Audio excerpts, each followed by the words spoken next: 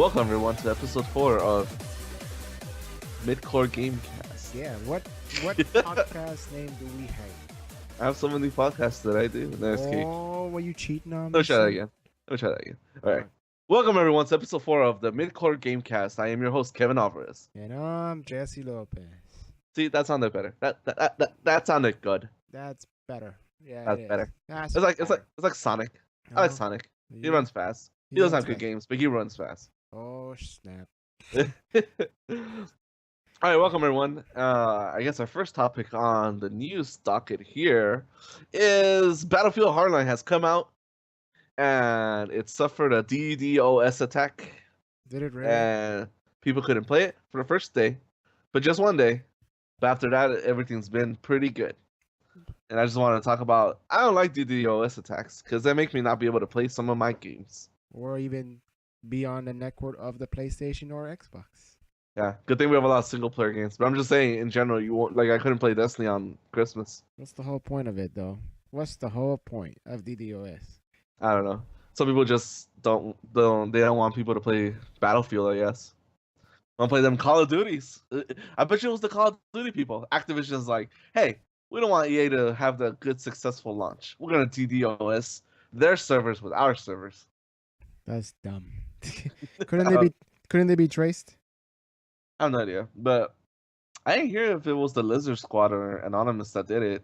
All I heard was that their servers went down for a while, but other than that, it's been really good. The game has actually had a more successful launch than Battlefield 4, which was a storm. Delicious. Delicious.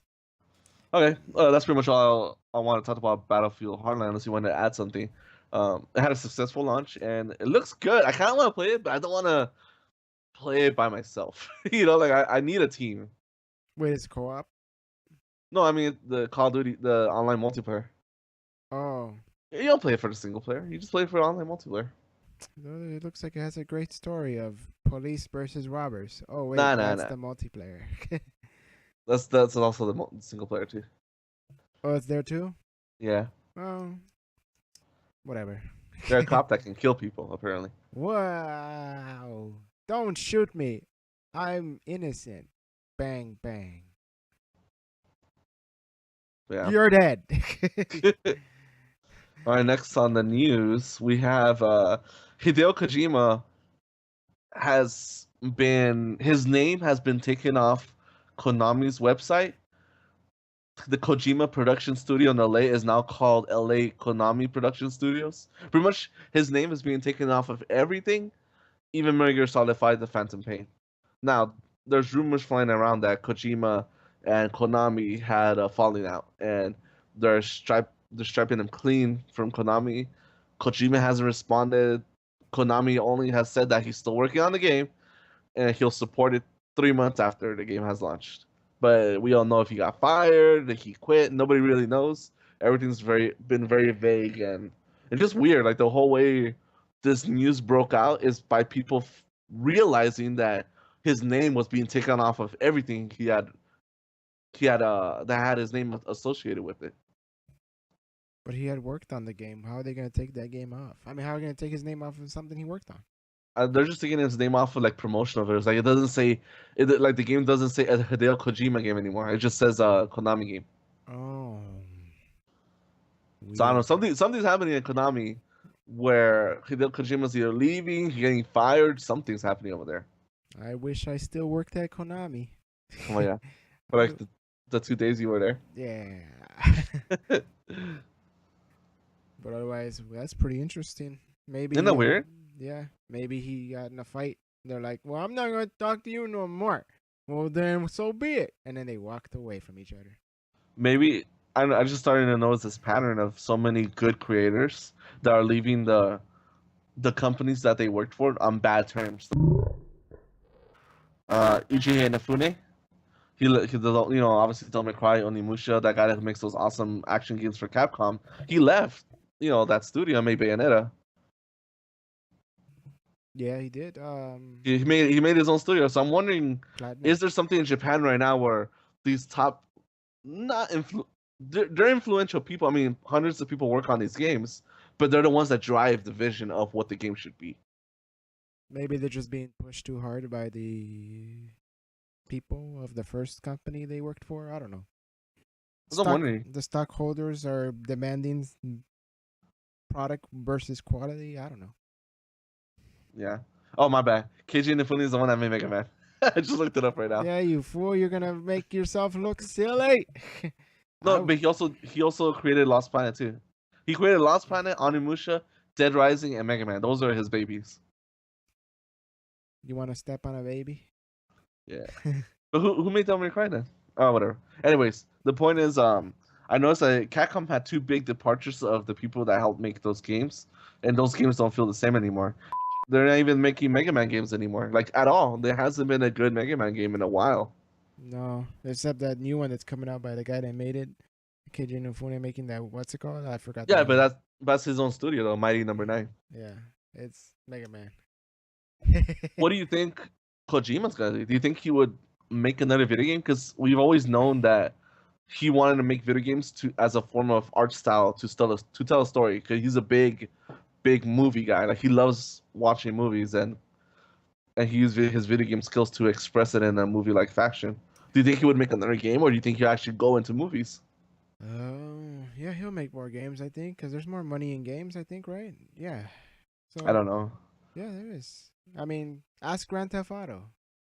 But like how they said on the podcast Beyond, he's incredible. Like I'm pretty sure if he went to EA, Activision, whatever, I'm pretty sure you could make a deal where like, you know what, I'm Hideo Kojima, you know me, give me a studio and 100 people, and I'm pretty sure they would give him the money and the studio to do whatever he wanted.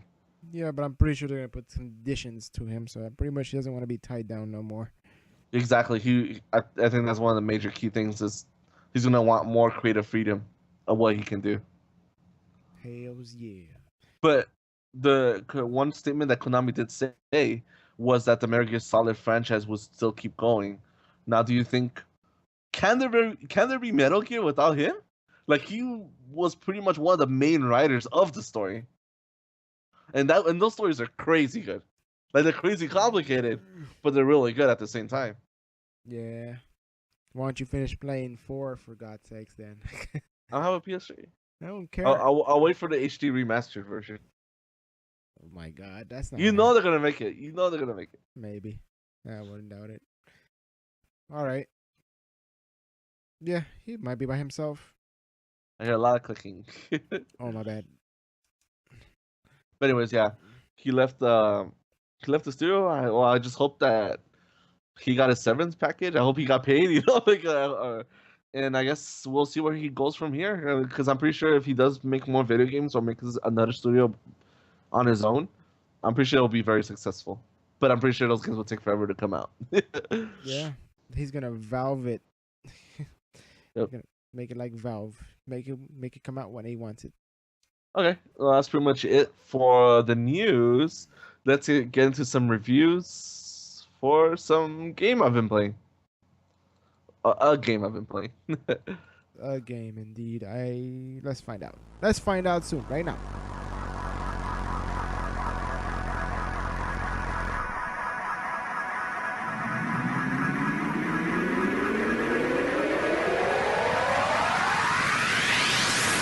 Alright, and here are my reviews for Borderlands, the Handsome Evil Edition. Wait, is it Handsome Evil Edition? Oh, no. For the Handsome Edition. And then I also got DMC, the Definitive Edition. I got them both for the Xbox One, mostly because my PS4 is running out of memory. And also now my Xbox One is running out of memory. So I'm going to have to buy a hard drive for one of those two. You probably have to buy a 2 terabyte hard drive at the rate you're going. That's what I want to do, for sure. All right, then. That way it can last me a while. Oh, yeah, but I bet it'll only last you like 1 more year. Oh, yeah. But yeah, so I've been playing Borderlands Handsome Edition. It comes to Borderlands 2 and it comes to Borderlands the pre-sequel with obviously enhanced graphics, 60 frames per second and 1080p. That game looks really nice in 1080p. It really does. It makes a 360 version look like poopy. Poopy. Oh, I only played it for a little bit when I was at your house. You let me play it with you, and I played a little bit on our Let's Plays that we were doing, and we put up on EMK Guild, but we stopped. Who knows why? And I don't think we're going to proceed with that. But yeah, as far as I saw, those games looked all right. So you're saying it looks better than that? It's the same game, but it looks a million times better. A million, huh? Well, I'm gonna have to check Million it and out. one. A million and one. You'll check it out when you come over. Yeah, I'll check it out. Anyways, I really like it. I really like the feature that you could transfer your character saves. Now that only worked if you had the same console. Like if you had a 360, you could transfer your saves to the Xbox One. If you had a PS3 or PS Vita, you could transfer your saves to the PS4. I thought that was cool. That was really convenient. I really loved it when Diablo 3 did that. When I got the PS4 version, but with the Diablo version, it was cross platform. So if you had an Xbox 360, you could transfer it to your PS4. That's the only major complaint I would have, that they didn't do cross-platform, but I don't care. It was still pretty good. Okay, so that's why you had me transfer all those characters for you. Yeah, but yeah, I transfer all my characters. So the game looks awesome. I'm just leveling up my characters and playing Borderlands like I always have. But even I showed it to my girlfriend, and she's really said that it looks a lot better. Like the colors really pop. There's better lighting effects. It's so smooth. It's really good. I like it.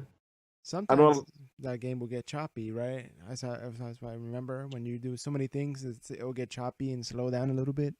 Yeah, because that game would run at 30 frames, and then if there's like a lot of stuff happening on the screen, it would dip a lot. Yeah, so luckily you're going 60, so it would just go down to 30, and you wouldn't even notice it. And it has 4-player split screen now too. Oh my God, 4 players. So 4 players on one screen. Yeah, but it doesn't run. It doesn't run when it's 4 players. It doesn't run at 60. When it's 2 players, it does run at 60 still. Okay. When it's 4 players, it goes back to the original Borderlands in 30 frames. I was gonna say it runs at 15. But I thought that was pretty neat. I don't think I'll ever use that feature, but yeah, it's there.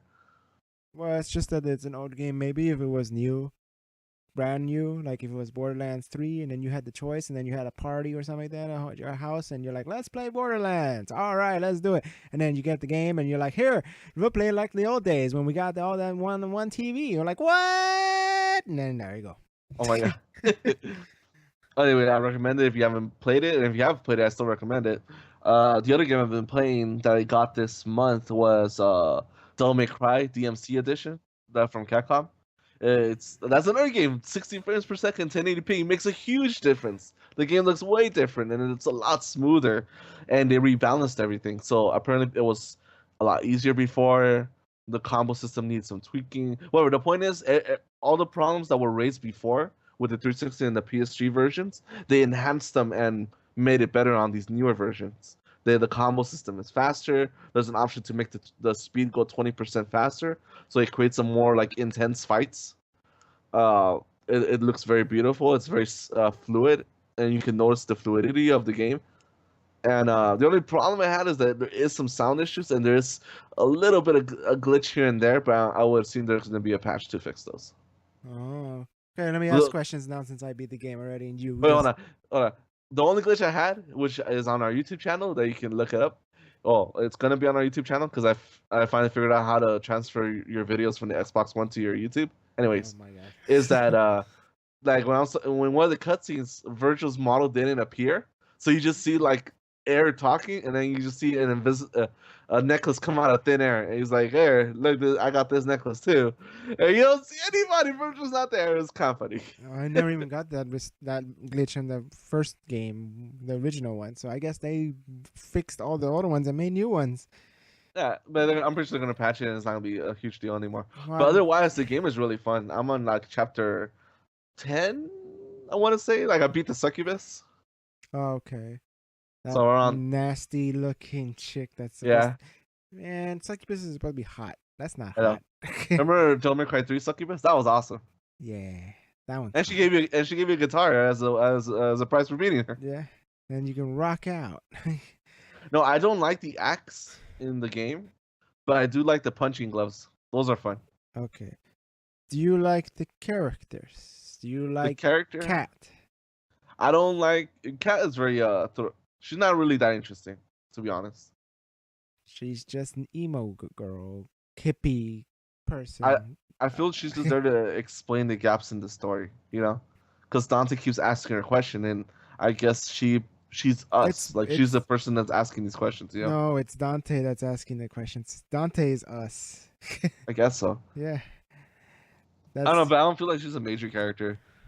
I don't she. like how Virgil acts in this game. He's so like cool, man. It's like He, I'm he, so mellow, and I'm not the guy that just tries to kill everybody in the first game. I mean, the number 3, I the don't know, but I original. liked how Virgil was before. He was He was just very methodical, very sinister, you know. he was just very straight to the point in that one. This one, he's more like, I don't know, like a bureaucratic white guy, I guess. I don't know, like Yeah, we're those doing white guys that things to pretend the to be your friends, but they're not, you yeah, know. we're doing things for the greater good. Duh, No, Dante. So you're not done yet? you and me, brother, we have great potential. Like the way he talks, it just doesn't click with me. Click, click, click, click. Dante's okay. I'm actually getting more grown to this Dante. I just feel like I, he's not flamboyant. You know, he's not over the top. He's very mellow I don't, compared to the previous Dante. I don't think the previous Dante was ever flamboyant. What are you talking about? He would like talk smack, do all these crazy moves every time he got a new weapon. Was that being flamboyant? Yeah, it's being over the top.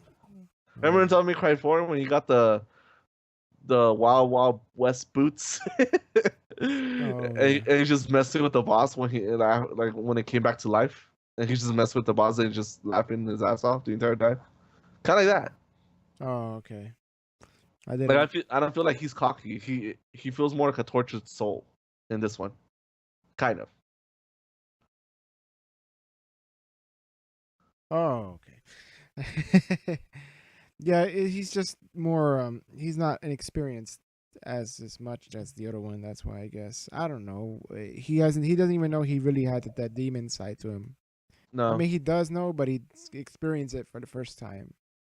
I do like how they're going with the story this time though. That his mom's an angel and his dad's a demon. I like that Oh because then yeah. that makes sense that they're Nephilim. That makes more sense based on the mythology of what Dante's Inferno was That's a from the book. completely different game. Well, it's a book. It's a game too. I know it's a game, but like there's certain aspects of that book that are in this game, and then they made a game of Dante's Inferno. And it had lots of boobs. But yeah, anyways, I like the whole story that they're Nephilim. So I think that was a good change of pace. Instead But I of don't like just this whole like half demon. the demons are everywhere and they're in our news and in our sodas and all this stuff. But I don't really buy that because that's what kind of Devil May Cry 2 tried to do, where the big bad demon was this corporation guy. I'm like, no. Give us a demon tower or something that pops out of the ground that's trying to take over the world. You know, it's something.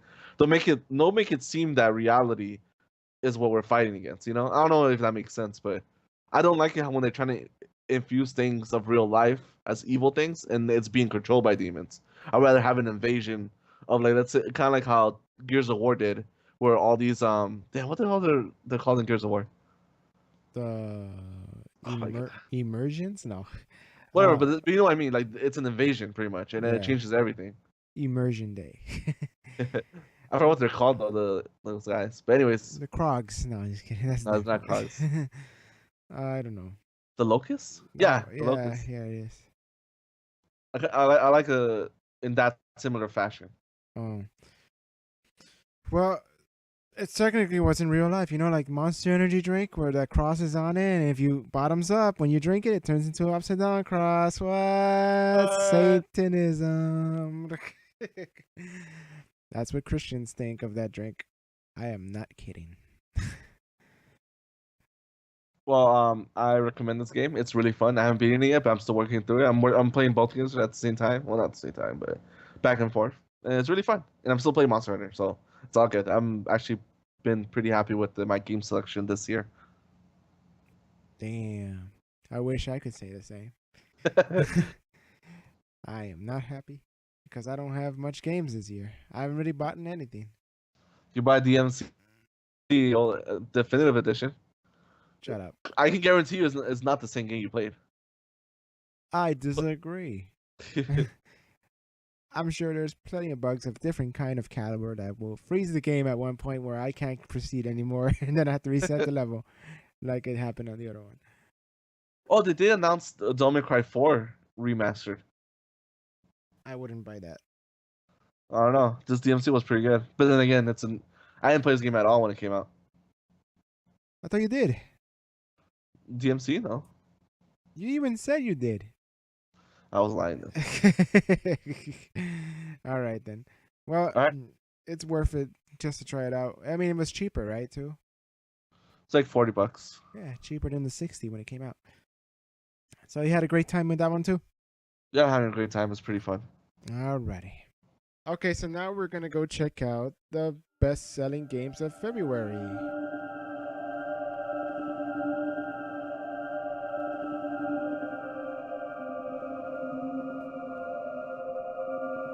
All right, guys. So what's the February 2015 MPD report winners? Those are winners. High selling. I didn't come to mind right away. But they're winners in their own profits, in their own checkbook, in their banks, all the way to the bank.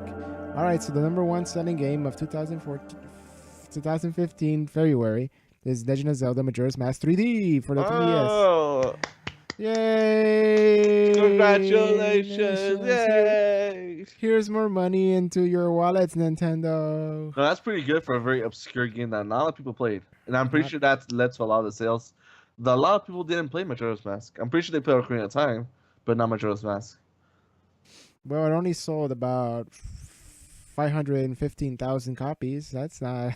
that's a pretty pretty good. amount for a game that was just remade and has a lot more save points. And that it's only available on one platform. Yeah. Oh yeah, it's only on the 3DS. That's pretty damn good. But all the Zeldas are available only on one platform. Yeah, but I'm saying when they sell, good amounts. I mean, they must. That's pretty good. But remember, this doesn't count the what's it called? The bundle sales. I thought it does. It says physical and digital. Maybe, I'm not sure. I don't know if the bundle came with a game card or if it came with a digital code. Either way, it says all of it, digitally and physically. So all right. All right, that's pretty cool. That's pretty damn good. So number two. Number two, we have Evolve for the Xbox One, PS4, and PC platforms. Oh well, good for it. It's I don't know how much money they made. Doesn't say, but well, we know that they sold less than 515,000 copies. So it means they sold 514,999. Which I don't know if for a AAA game that's good. I don't know. It depends really. How much they're selling for every copy? $60. Yeah, so $60 times. Let's just say it made 400,000. But they needed some in the millions, I guess, to make their money back. I don't know. Maybe. Usually, when you hear that a game has sold more than 1 million copies, that's usually good, Usually, but that's not what Square Enix said when they talked about Lara Croft. I know. But eventually made his money back. Eventually. Yeah. Jeez. All right, number three. Number three is Dying Light. I ain't gonna mess that up again like last time. Which is good. It was the best-selling game of January too. So I mean, not best-selling, but it came out in January, I think. Good for it. It was on Twitch for the longest time. I don't know if it still is, but yeah, people were always streaming that game for the longest. And these next three games have been on the list forever. Which ones are they, Kevin? Number 4, we have Call of Duty Advanced Warfare. Number 5, Grand Theft Auto 5, and number 6, MBK 2K15. Huh? Like the first one, I don't play Call of Duties since Call of Duty 3 or 2. Either way, it's been a long time since I really played a Call of Duty all the way, multiplayer, all that stuff. Grand Theft Auto, I'm all into that. That's good. That game's been out for a while, and it's still making. I'm pretty sure it's just a damn good game. That's why it's gonna be there for a while. And NBA then basketball. And then basketball, because people love basketball in America. America. This counts for America only, right? Yeah. Or is it worldwide? It's America, but usually America's a good measure to see how games sell well. Sometimes. No, You can't compare us to Japan because dating sims are whoop-de daisy over there. Japan is different. I know. No Western games do very well in Japan. See, you can't choose that. So all right. But for overall scale, a lot of people look to the American MPD ports. Yeah. All right. Next up, Dragon Ball Xenoverse. What? I'm actually not surprised. I think our friend Ryan, I saw him playing that on Xbox One. Oh, really? He is? Yeah. All right. That's actually pretty impressive because I haven't seen a Dragon Ball game sell that well. Ever since Budokai 3? Budokai 3. There you go. That's because I don't remember, did Tenkaichi sell well? No. Well, as far as when I played it, I didn't like it like Budokai 3. It was more like an open world thing, and it kind of broke the way that the fighting was, and it made it feel different. This is more like Tenkaichi. Well, nothing's gonna go back to Budokai then. That's just it's like a Street Fighter, but in the air and flying, and then you scroll your hand across the controllers to spin the joystick so you can do your Kamehamehas really strong. Remember that? Yeah. And number 8, we have Minecraft, which is another one that's been on the list forever. Oh, but it's including the Xbox 360 and the PS3. So what would they be even? I guess, does it include DLC or just the game? Right, for the PS3 and PS4 versions, that came out last year, but ever since Minecraft's been on the list for a long time now. It's one of the main ones that stays on. Oh, Notch. You make one game and now you're a bazillionaire. All right, and number 8, we have The Order 1886. I still haven't played it. I kind of want to. I'll wait till it's cheaper, because since it has a shorter campaign and it's just story, there's nothing else. So I'm like, I'm pretty sure I can wait for that. Well, I can rent it because I'm with GameFly, so I can do that. But it's still in high demand. And then number 10, we have Monster Hunter 4 Ultimate Edition. Yes. You're about to say Ultimate Evil Edition again, just like the Handsome Evil Edition. What is this Evil Edition? Everything's evil. Where does it even come from? What game has that? Monster Hunter 4 sold 290,000 copies, both digitally and physically, which is awesome. I think this is the highest selling Monster Hunter in the West right now. Okay. Is it really? It probably is. This sold more copies than Monster Hunter 3 on the 3DS and on the Wii U combined. That's a lot. That's actually because there were 2 platforms and this is just one. Well, I hope it keeps rising. I hope more people get it. But I think it being on the 3DS, it's gonna hurt it because 3DS is kind of on the downturn. You know, everyone's more about mobile gaming. I want them to make either Xbox One or PS4 version. You know, with the graphics and all that stuff, but the gameplay the same. Sure. Let's just ask DNA to cooperate with them, and then DLC. Oh no, pay to play. Anyways, I want Capcom to make a console version soon, because most of the time they have made console versions, and then they went to handhelds. Then they made the Wii U console version, which I'm pretty sure didn't sell well, because it's the fucking Wii U. Oh, really? The Wii U? But that console is still on its hind legs, trying to keep up. Well, until the NX comes out, whatever that is. Until the NX, because it's just fell on its face. All right, well, that was the top 10 selling games of February 2015. Coming up, we have what is an SNES game you recommend? This is our top list of games that we would recommend to our friends and families that they should play on their Super Nintendo if they existed.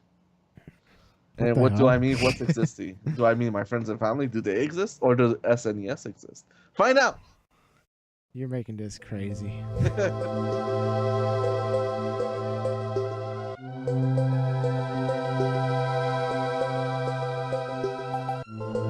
Okay, let's talk about some, Super Nintendo games we would recommend to our friends and family, or to anybody really. What are the games that we would put on this list? Now, I want to make a top 3 games for each one of us. So I want to go first. Actually, Jesse, you go first. What Super Nintendo game would you recommend people to play that never played a Super Nintendo system before? Well, it's pretty obvious. The first game I want you to play is Battletoads for the... Oh my god. No, kidding. Don't play that. It's a horrible game. It's actually the second one, the Super Battletoads. It's not that bad. It's a really tough one. There's 2. There's one for the NES, I think, and there's the second one. There's one that they're both really damn tough. That's what it is, because they have these weird patterns. But the point is, Are they that's hard not because of their hard games on purpose, or are they hard because the game design sucked? the game design. Well, no, it's hard on purpose. Okay. Because you have to like memorize a pattern, and you're going down a pathway, and it's like it's one of those maps that moves, and you have to follow the path. If you hit the sides, you die immediately because there's spikes, that kind of thing. But You have to be. But how the hard is it? Is it Ghosts and Goblins hard? Dark Souls hard? Original Devil May Cry hard? You know, It's like its what? own level. It's its own level of hard. I don't know. Let's see. I never finished it. That's the point. Okay. I could never finish it. Once at a certain point, I played the hell out of it, and I get there. It's a beat 'em up, just like the Turtles in Time. For that, I could put that there too. Turtles in Time was a fun game, but That it's was a beat. fun to play though. They're both fun. Have you even played Battletoads? No. No, you just know from the internet stigma Yeah. and the poor people at GameStop getting called. You have Battletoads. Yeah, apparently Microsoft might be doing something with Battletoads, so it might be true one day. They won't even make it good, I bet. Like the remake for Turtles in Time. Anyway, that's nostalgia. But really, you So- want to put Battletoads as one of your top 3 games? If you're the person that likes hating yourself for that really tough game, yeah. See, now we know a little bit about Jesse. He hates himself. Anyways, for my think- top game, I want to add Mega Man X. Mega Man X was an amazing game on the Super Nintendo. I never played a single Mega Man on Super Nintendo. Oh my god. Anyways, the Mega Man X series was really good. You couldn't ask for anything better. It had really vibrant colors, really good music, and it had some of the best memorable boss fights you could ask for. So that's one game I would recommend anybody on Super Nintendo. And they're really easy to pick up because each one explains them. I think there was 3 Mega Man X games on the Super Nintendo. X1, 2, and 3. I wouldn't know. But Okay, that's one of my top games I would recommend for Super Nintendo. All right, Jessica, what's your number 2? so number 2, the game that took advantage of the Super Effects chip, the first one, Yoshi's Star Island. Fox. Oh, Star Fox. This game blew my mind. Look at that little R-wing fly around a bunch of triangles. Wow, you shoot more triangles and you fly around and shoot. It was a cool game. It's really depends because it aged kind of bad. I think it's 'Cause, still pretty good. It's just a bunch of polygons, Kevin. True. It's just you can see triangles. That's all you see.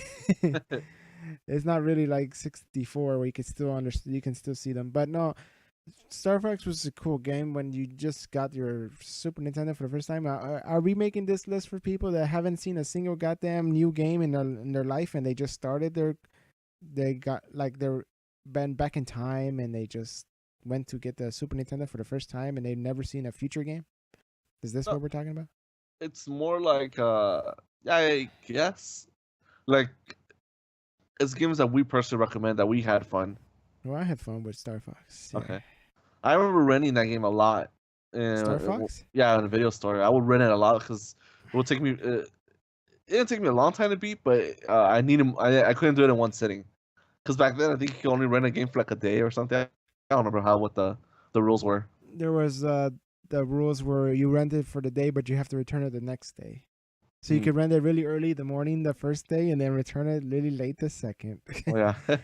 And then it got beat up by Blockbuster with its 5-day rental, and then Hollywood Video did it, and then they both went out of business. That's unfortunate. True. All right, so yeah, that's my choice then. Star Fox, I have fun with that because that game can be pretty difficult. I like difficult games back then, I guess. I'm not sure. All right. My number 2 would have to be a classic, which is Super Mario World. Super Mario World was such a fun game. It had Star Road. It had multiple colored Yoshis. It had secret mansions, secret pathways. You can get to Bowser super fast if you knew the secret route.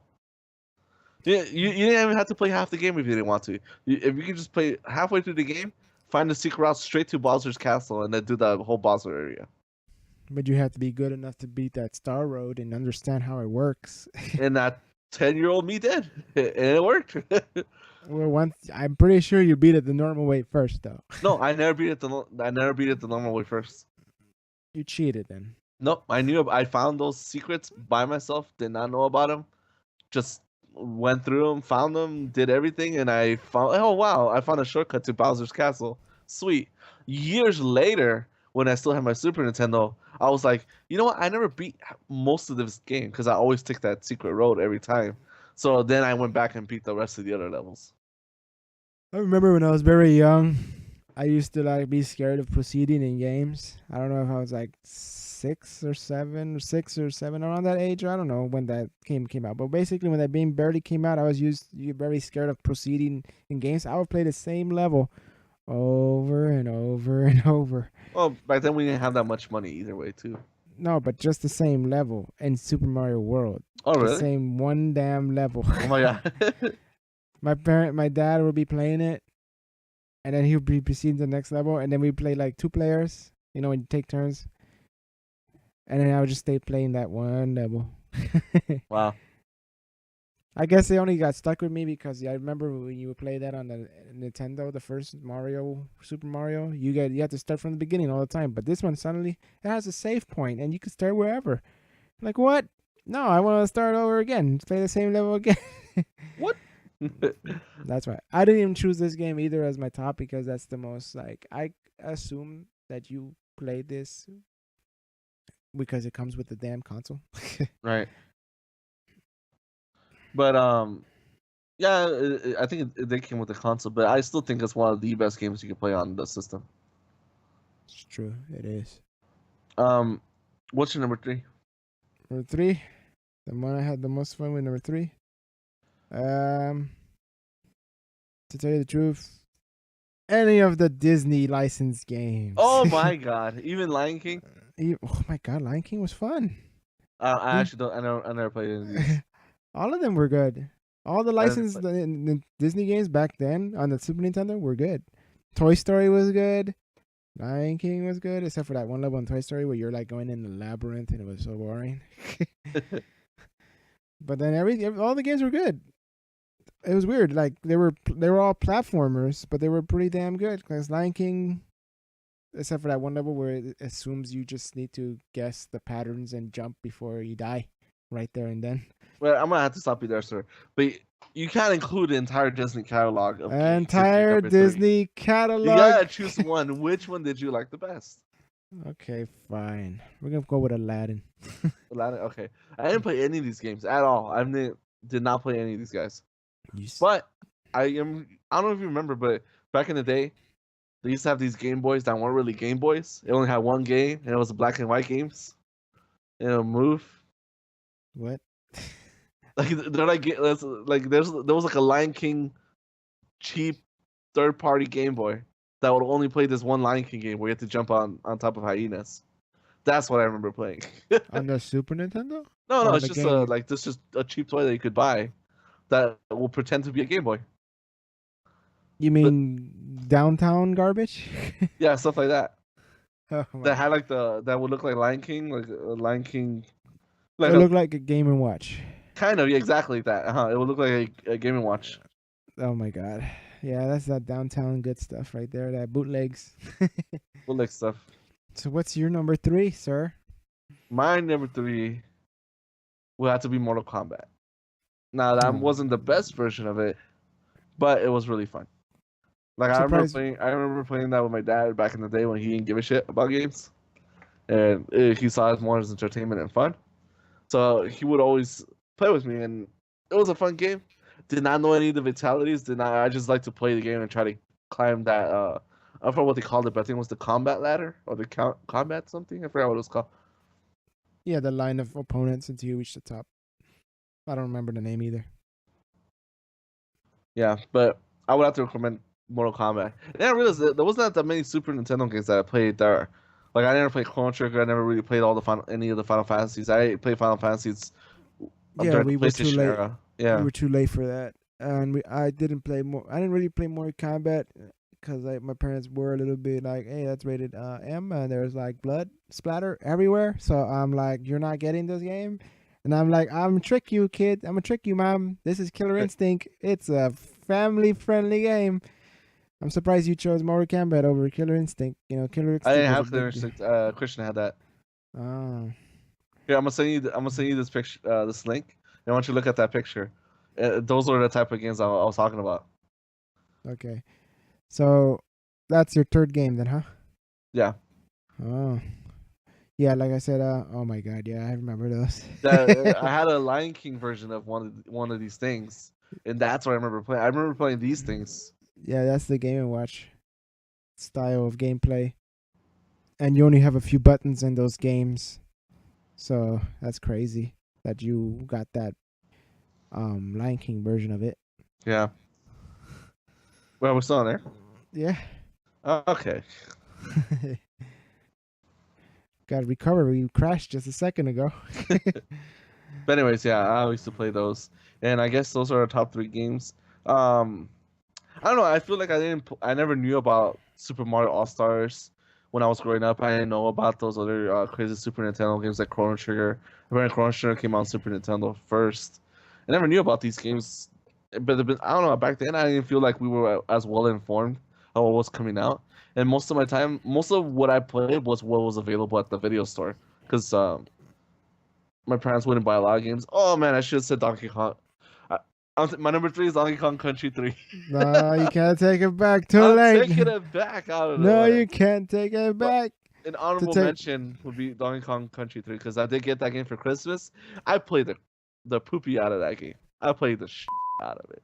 Oh, God damn it. Man, it was a fun game. I love playing as Diddy Kong and Trixie Kong. I like that the dynamic of the baby and the girl with the spinning hair because you could do some cool stuff in platforming. Oh, so I also really like the art style. So you didn't play the original when you played number 3? I only played number 3. I never played the first 2. I played the first 2. God. After a while, I went back and played the first 2. But my first one was Donkey Kong Country 3. Okay. It was fun though. I loved it. And the boss battles were really hard in that game, like way harder than Mario. And then I realized Mario had some boss battles that would just require you jumping on somebody's head. So did Donkey Kong Country, but it was really hard. That head stomping is really difficult. Yeah. Well, that was our Super Nintendo games that we played and we hold dear to our hearts. What are yours? Let us know in the comments. Subscribe to our videos. You can always tweet at me at Superior2099 or at Midcore Gamecast on Twitter. Let us know what your favorite Super Nintendo games are, and we might add them to the podcast. Might. Maybe. I don't think so. Maybe. All right, Jesse. Yeah. Is PlayStation Plus and Xbox Gold worth it? We'll find out in the next segment.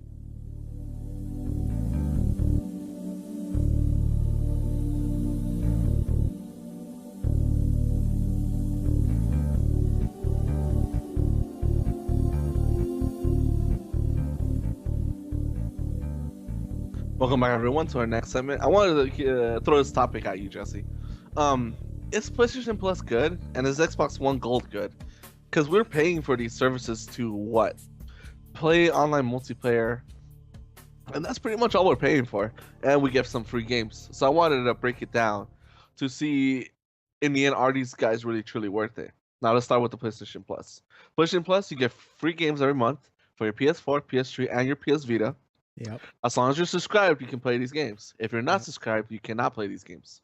They're added to your collection forever as long as you're a member, kind of like Netflix.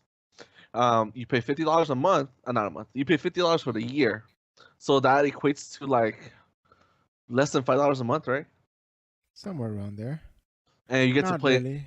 And you get to play online multiplayer as a part of it, and you also get to share play feature, where people can play your game as if you're sitting right next to them, which I think that's a neat feature that I think is worth it. And you also get cloud saves, so in case your system ever dies and you lose your save data, the cloud has your saves. Oh, until the cloud crashes. Oh no! Oh no, that cloud's crashing into the earth. Oh my god! All right, Xbox Gold. For Xbox Gold, we also you're paying for multiplayer.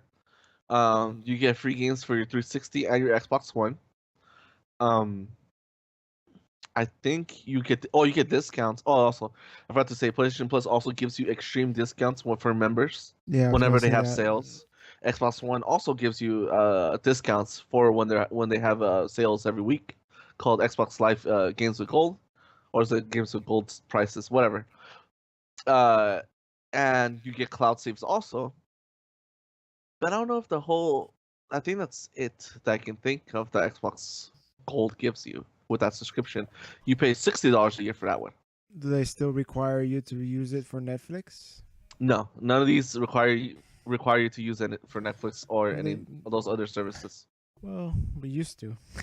Yeah. Like I remember back then, Xbox to play Final Fantasy 11 on the Xbox 360, you had to pay for Gold and your membership. That's a pretty pricey one. Then if you didn't have the computer version, you just had to pay for the membership of Final Fantasy. I think that's one of the main reasons Final Fantasy 14 isn't on the Xbox One. It's because of that reason. Because on the PlayStation 4, you don't need to have PlayStation Plus to play Final Fantasy 14 online. You think so, or you think it just didn't sell very well on an Xbox console? I don't know. Maybe it didn't.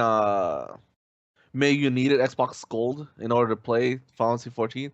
So maybe that's why they backed out and then, okay, never mind. We'll just put it on the PS4, PS3, and PC. Never mind. But I'm still pointing that question towards you. Do you think it's worth it though to be paying for these services?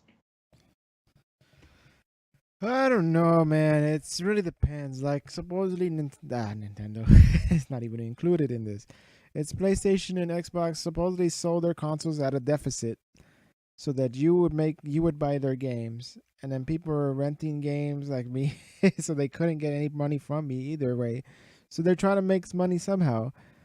And before PlayStation used to have a free service. Yeah, it's still there. PS3 is still free, right? Yeah. Yeah, but you can't play online no more. Yeah, you can. Multiplayer? Multiplayer, yeah. Because my friend Richie, he lives here at the house, and he plays his PS3. He still plays Call of Duty, and No, that's I mean free. 4.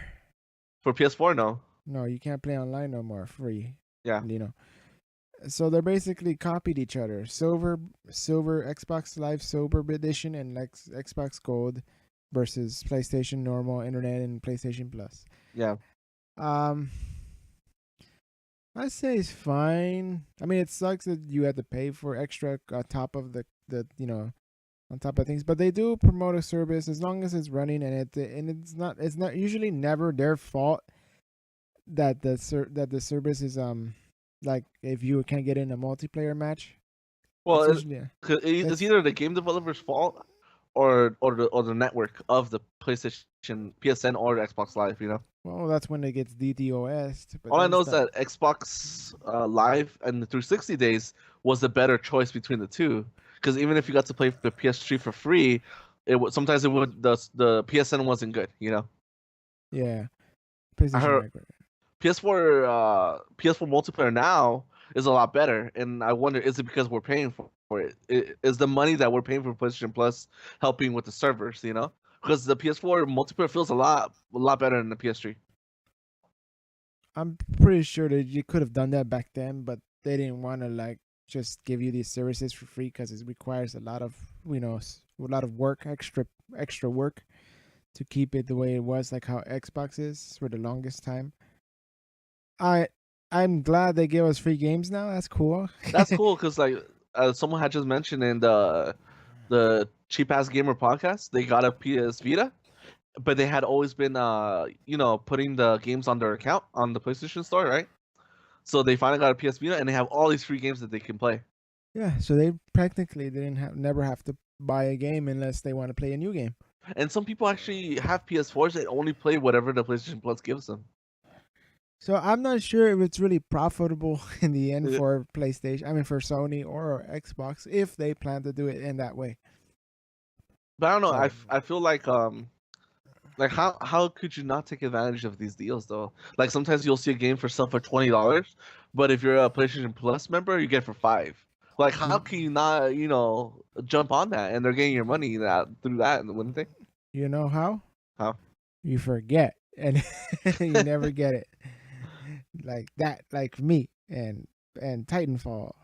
That's what happened. But I feel like I don't know. I do like the option that if you don't have, let's say your PlayStation Plus runs out, right? You can still watch Netflix, still watch Twitch, you can still do all that stuff. Because before that was a very big hindrance to your experience on the console.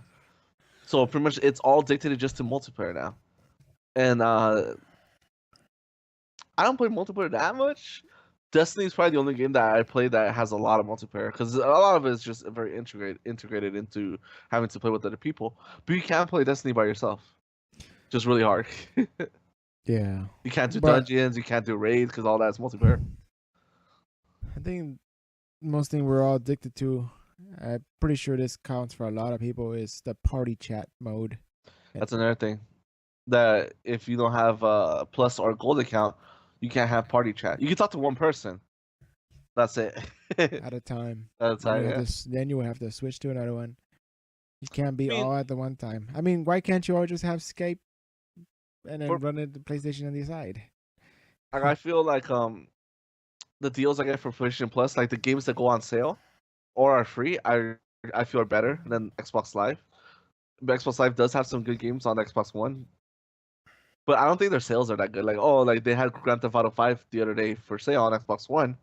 It was like $45. I don't know. I feel like I would have been a better deal if it was 30. But whatever, to each their own. But I just feel like the deals on Xbox Live aren't as good as PlayStation right now. 30. That thing's still on sale for $60 at I know, but I don't Targets want and- to pay 45 either. I don't know. You're a Like cheap when ass I gamer. when I want a sale, I want a good sale. Like $30 is, I think it's a fair price for a brand new game that's on sale. Get out of town. But anyways, yeah, that's how I feel. But I guess